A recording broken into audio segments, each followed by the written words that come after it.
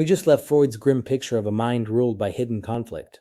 In the mid-20th century, a group of psychologists rebelled against that vision entirely. They found Freud too pessimistic, and the behaviorists too mechanical, and they offered a third way, the humanistic approach.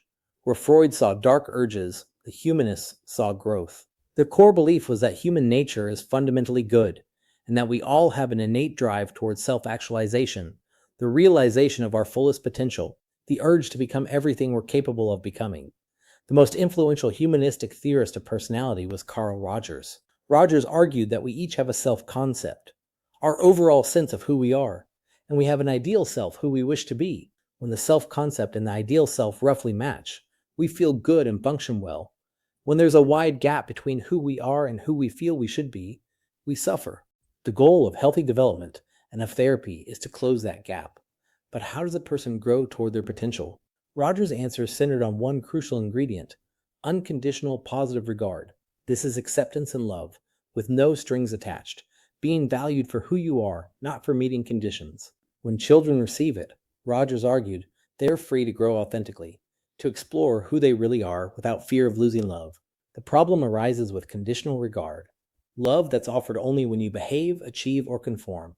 Children who experience love as conditional learn to hide or deny the parts of themselves that one risk disapproval.